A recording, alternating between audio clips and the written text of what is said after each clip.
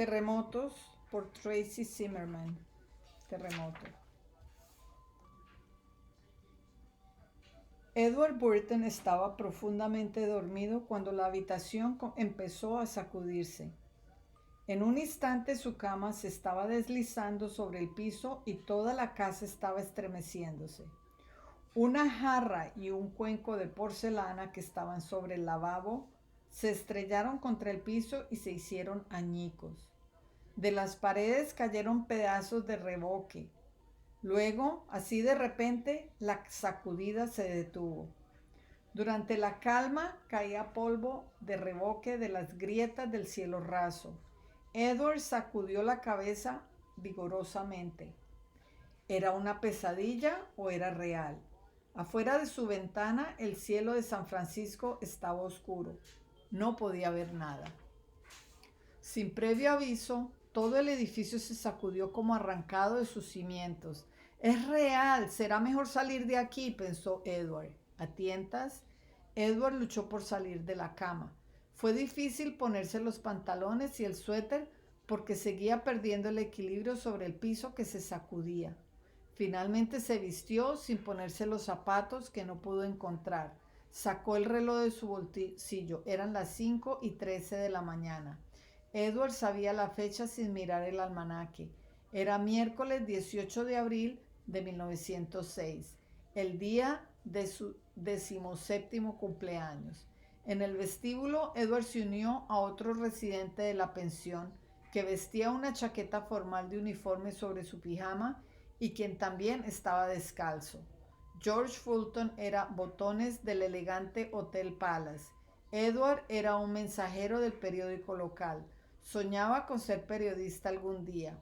Como George, Edward había dejado a su familia en el este para ganarse la vida en esta bulliciosa ciudad de California. En esta pensión, cada muchacho pagaba una renta semanal a cambio de una habitación y comida. Edward y George luchaban por permanecer de pie mientras el piso se sacudía de un lado a otro. Vamos, salgamos de aquí. Estaremos más seguros en la calle, gritó Edward. Los muchachos bajaron apresuradamente las escaleras, atravesaron la puerta principal y salieron a la calle. La calle era un espectáculo horrendo. El terremoto había dañado casi todos los edificios a la vista. Por todas partes habían ladrillos y maderas. La pared del frente de una casa cercana se había caído por completo. Las habitaciones y los vestíbulos del hogar permanecían expuestos, como el lado abierto de una casa de muñecas. Más gente asustada corrió hacia la calle desde el edificio de 3 pisos de la pensión. Se unieron a Edward y a George, y juntos formaron una pequeña multitud. A todos los que había despertado el temblor, y muchos estaban a medio vestir. El suelo dejó de moverse y todo estuvo completamente quieto. Todos parecían estar esperando que sucediera algo. En lo alto del cielo estaba aclarando, hacía un amanecer gris. De repente la tierra se movió otra vez más. Una onda expansiva convirtió la tierra sólida en una superficie ondulante, como un mar tormentoso. Mientras Edward miraba, la casa de madera de la pensión se desplomó hacia un lado. Los muebles se deslizaron por los pisos inclinados y cayeron al suelo. A su alrededor, Edward oía ruidos terribles, maderas que se quebraban, vidrios que se hacían añicos, estructuras de acero que se abollaban. Justo detrás de los residentes se abrió una profunda grieta en el pavimento. Las vías metálicas del tranvía se retorcieron y se rompieron. Los cables eléctricos aéreos cayeron, despidiendo chispas azules en la luz tenue. Chimeneas de ladrillo cayeron a la calle, enterrando a transeúntes, carretas y caballos entre los escombros. Cerca, el alto campanario de una iglesia tembló y luego cayó. Edward y George se miraron sobresaltados. De repente, los 2 pisos superiores de la pensión cayeron con estruendo, lanzando hacia arriba una nube de polvo. Los residentes se apartaron rápidamente para esquivar las maderas que caían de la casa y la amplia grieta en la calle detrás de ellos. George echó un vistazo rápido a la calle en busca de rostros familiares. se alarmó aún más. De allí no salieron todos, exclamó. Edward también estaba mirando a su alrededor, deseando ver especialmente el rostro de una joven maestra que vivía en el piso superior. Emmeline Harris no está acá, gritó. La pensión era ahora una pila de madera astillada, pero a un costado las tablas del piso sobresalían formando un ángulo. Los dos muchachos se acercaron cautelosamente en caso de que esa parte del edificio pudiera derrumbarse. De pronto, Edward gritó: Oigo personas que se quejan, tratemos de sacarlas. George levantó las maderas pesadas que sobresalían y Edward se introdujo gateando. En pocos minutos reapareció arrastrando a un hombre que estaba tan cubierto de polvo de reboque que parecía una estatua de museo. El hombre parecía aturdido y la manga de su camisa estaba rota y ensangrentada. Una mujer que salió de la multitud corrió hacia Edward. Acuéstalo aquí y déjame examinarlo, dijo. El hombre tenía un corte profundo en el brazo. La mujer arrancó un volado del ruedo de su camisón y envolvió la tela blanca alrededor del corte. El hombre intentó hablar. Edward se inclinó sobre él y escuchó. Por favor, regresa y trae a mi hijo, susurró el hombre. Tiene solo 10 años, por favor. El hombre cerró los ojos y se desmayó. Necesitamos ayuda aquí, gritó Edward a la multitud. Se adelantaron varios hombres, sostuvieron las maderas pesadas y astilladas, mientras George y Edward se arrastraron otra vez entre las ruinas. Durante unos pocos minutos la multitud susurró expectante. George fue el primero en salir. Llevaba un niño pequeño que inmediatamente reconoció a su padre en el hombre que Edward acababa de rescatar. Después salió Edward. Guiaba a Emmeline Harris, que sollozaba en voz alta. Emmy, le dijo suavemente, ahora está todo bien, estás fuera del edificio, ¿estás lastimada? No, gritó Emmeline, pero el piso simplemente se cayó bajo mis pies. Creí que me quedaba atrapada ahí para siempre. No hubiera dejado que te sucediera eso, dijo Edward apretando la mano de Emmeline. Alice Murphy salió de entre la multitud, como Emmeline era maestra. Edward, me ocuparé de Emmeline, dijo. Me encargaré de que llegue a un lugar seguro. Edward volvió con George, que estaba respirando pesadamente. No vi a nadie más en la casa de huéspedes. ¿Y tú? Preguntó George. No, dijo Edward mientras sacaba una pequeña libreta y un lápiz del bolsillo de su pantalón, donde los guardaba siempre. No tiene sentido quedarse aquí. Me gustaría recorrer un poco y tomar notas sobre el terremoto para el periódico. Caminaré contigo hasta el hotel, dijo George. Es posible que mi jefe me necesite allí. Los muchachos se alejaron, George aún descalzo. Edward dejó a George en el Hotel Palace y empezó a tomar notas sobre los lugares, sonidos y olores que lo rodeaban. Durante la siguiente hora caminó por todo el centro de San Francisco, mientras pequeñas réplicas sacudían la ciudad. Miles de personas vagaban sin rumbo, temerosas de buscar refugio dentro de las casas. Edward fue hasta la oficina del periódico, pero el edificio terriblemente sacudido no tenía electricidad. En toda la ciudad los teléfonos estaban también fuera de servicio. Después Edward fue a la casa del señor Evans, al editor del periódico, que estaba en un barrio dañado, pero aún en pie. Edward acordó llevarle mensajes ahí al señor Evans. Cerca de Russian Hill, Edward se encontró con su amigo William Cavely, que trabajaba como vigilante nocturno. William estaba pálido e impresionado. No puedo creerlo, tartamudeó William. Del flamante ayuntamiento no quedó nada sino el esqueleto de acero. Se derrumbaron las columnas y cayeron todas las piedras. Edward y William subieron a la cima del Russian Hill para tener una vista de toda la ciudad. Debajo de ellos, cuadra tras cuadra de edificios derrumbados se extendían hasta donde podían ver. Mira allá, señaló Edward hacia el humo negro que se elevaba desde una docena de lugares. Oí que el terremoto ya ha originado una cantidad de incendios, dijo William. Espero que el departamento de bomberos pueda dominarlos. Edward y William se unieron al creciente número de personas que caminaban hacia los parques de la ciudad lejos de los incendios. A lo largo del camino intercambiaban novedades con otras personas y Edward apuntó más notas. Edward se enteró de que la mayoría de los incendios los había iniciado el gas natural que muchas personas usaban para alumbrar y cocinar. El terremoto rompió las tuberías de gas y volcó las estufas por toda la ciudad. Aún peor, la ciudad se había perdido prácticamente todo el agua. Las mangueras de los bomberos produjeron solo un hilito de agua antes de que los hidrantes se secaran. Como si no hubiera sido suficientemente malo, el leal jefe de bomberos de la ciudad había resultado gravemente herido cuando un edificio se derrumbó sobre su estación y probablemente moriría. Nada impediría que los incendios se propagaran. Más tarde, Edward descubrió lo que había sucedido con el agua. El agua de la ciudad viajaba de manera subterránea a través de grandes tuberías. Cuando todas las tuberías, excepto una, se rompieron durante el temblor, el agua se vertió desperdiciándose en la tierra.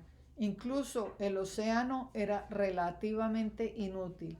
A pesar de que la ciudad estaba sobre la bahía de San Francisco, el equipo limitado podía bombear solo pequeñas cantidades de agua salada para luchar contra los incendios. El 18 de abril, con los teléfonos de la ciudad fuera de servicio, Edward llevó mensajes durante todo el día de acá para allá entre el señor Evans y los funcionarios de la ciudad que estaban reunidos en el centro. Llevaba puestos un par de zapatos que el señor Evans le había dado.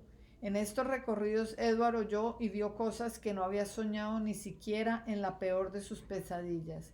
Este era un cumpleaños que nunca olvidaría. Finalmente los incendios de la ciudad se unieron y el inmenso fuego destruyó todos los edificios y monumentos principales del centro. Los empleados del Hotel Palace, incluido George, trabajaron todo el día para mojar el techo, deseando poder salvar el edificio, pero de todas maneras se quemó. En las zonas residenciales, el fuego consumió por igual pequeñas casas de madera y mansiones de millonarios. En la mañana del 19 de abril, las llamas se propagaron hacia el vecindario del señor Evans. Él y su familia abandonaron la ciudad. Los bomberos no podían detener el fuego, ni siquiera con la ayuda del personal de la Guardia Nacional, el ejército y la armada que estaba en la zona. Ante tal fracaso, los oficiales identificaron la avenida Vans Ness, flanqueada por magníficas casas, como un posible límite al oeste. Para evitar que el fuego se extendiera más allá de esa calle, las brigadas volaron con dinamita las magníficas casas. Las familias ricas presenciaron impotentes la desaparición de su fortuna. Fue una maniobra drástica, pero ayudó a terminar la amenaza que había sobre la parte oeste de la ciudad. Edward escribía notas frenéticamente. En toda la ciudad veía personas caminando aturdidas. Muchas habían perdido todo lo que tenían. Otras habían salvado lo que pudieron llevarse consigo. Algunas mujeres tenían puestos sus mejores vestidos uno sobre otro. La gente empujaba y arrastraba baúles, carretas y hasta coches de bebé llenos de pertenencias.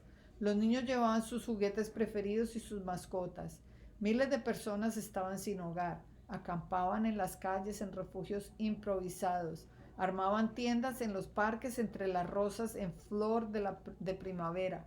Después de que el hotel se quemó, un George exhausto, a quien un huésped del hotel le había dado un par de zapatos, se unió a Edward y a William en un parque pequeño. Allí los muchachos construyeron un pequeño refugio usando puertas de los edificios en ruina. Algunos de los refugios de sus vecinos eran bastante confortables, con sillas, cuadros preciados y el perro o el gato de la familia. Loros y canarios cantaban alegremente en las jaulas. El fuego no fue completamente extinguido sino hasta las 7 de la mañana del sábado. Había ardido durante 3 días y 3 noches. En las semanas siguientes, Edward fue testigo de cosas extraordinarias. La gente estaba tan contenta de estar viva que completos extraños se hacían amigos en el acto. Los que tenían comida la compartían. La gente que tenía casas todavía en pie alojaba a los que no tenían techo. En estufas colocadas en el exterior, la gente preparaba té o hacía grandes cantidades de estofado. Los habitantes de San Francisco, cuyas posesiones no se habían quemado, donaron vagones llenos de ropa. Los lecheros de los pueblos cercanos traían latas de 10 galones de leche, mientras que los carniceros y los tenderos enviaban carne y verduras. Pero prestar auxilio no solo una reacción local. Las ciudades y los estados cercanos se apresuraron a enviar provisiones. Los niños de las escuelas de todas partes recolectaban ropa y monedas de 1 centavo y las enviaban para colaborar con los auxilios. Edward se sumó a miles de otros habitantes de San Francisco que formaban fila en las tiendas de socorro para recibir pan, leche, cereales, duraznos, enlatados y carne que donaban a los estadounidenses de todo el país. Pocos días después de que el fuego se extinguió, Edward, William y George esperaban su turno para recibir comida en una tienda de socorro que estaba cerca de las ruinas del ayuntamiento. Junto con docenas de otras personas llevaron su plato a una mesa muy larga con bancos. Mientras comían, miraban la magnífica cúpula del ayuntamiento, aún relativamente intacta, a pesar de que yacía solamente sobre su estructura. Edward estaba terminando su comida cuando alguien le dio un golpecito en el hombro. Se dio la vuelta. «Amy», gritó, «¿a dónde fuiste? ¿Estás bien?» «Estoy tan contenta de verte», Edward exclamó. «Emmeline, tengo tanto que contarte». Sus palabras empezaron a brotar tumultuosamente. Le explicó que después del terremoto, Alice la había llevado primero a la casa de una amiga. Más tarde ese día, las tres buscaron refugio en otra parte cuando el fuego se extendió. Finalmente tomaron un transbordador para cruzar la bahía hacia Oakland, donde la recibió la hermana de Alice. Ahora tomaba el transbordador de ida y vuelta para colaborar con las campañas de ayuda. Finalmente Emmeline dijo: Edward, esa primera mañana nunca te di las gracias por rescatarme. No soporto pensar lo que habría sucedido si no lo hubieras hecho. Edward solo le sonrió a Emmeline. Luego la presentó a George y a William. Juntos los tres muchachos le contaron lo que era acampar en el parque. «Tenemos una pequeña casita bastante acogedora», concluyó Edward. «Incluso tenemos entretenimiento», rió William. «Uno de nuestros vecinos nuevos salvó su piano. Durante el día nos turnamos para tocar y cantar». «Mucha gente habla de irse de San Francisco para siempre», dijo George. «Alguien me dijo que los viajes en tren para salir de la ciudad son gratis». «Bueno, yo no me voy», dijo William. «Quiero ayudar a reconstruir la ciudad». «Yo tampoco me voy. Estoy decidido a llegar a ser periodista aquí», dijo Edward. Entonces se dio vuelta hacia Emmeline. «¿Y tú qué harás, Amy?» Emmeline sacudió la cabeza. «No voy a ninguna parte», dijo. «El terremoto fue una tragedia, pero me hice sentir que pertenezco a esta ciudad. La gente de otros lugares incluso piensa que somos especiales». «Bueno», respondió Edward, «tal vez somos especiales, sobrevivimos o no. Pudimos haber perdido todo, pero también hemos ganado algo. Ahora sabemos que los habitantes de San Francisco podemos superar cualquier cosa cuando nos mantenemos unidos». Piensa en la selección. 1. ¿Cuándo y dónde tiene lugar este cuento? 2. ¿Por qué causaron tanta destrucción los incendios posteriores al terremoto? 3. ¿De qué manera se ayudaron entre sí las personas de San Francisco después del desastre? 4. ¿Crees que hubieras querido permanecer en San Francisco si hubieses vivido el terremoto? ¿Por qué? Hacer conexiones. Los habitantes de San Francisco se ayudaron unos a otros durante el terremoto de 1906 y después de él. Describe las acciones y las reacciones de la gente frente a otro desastre sobre el que hayas leído o oído.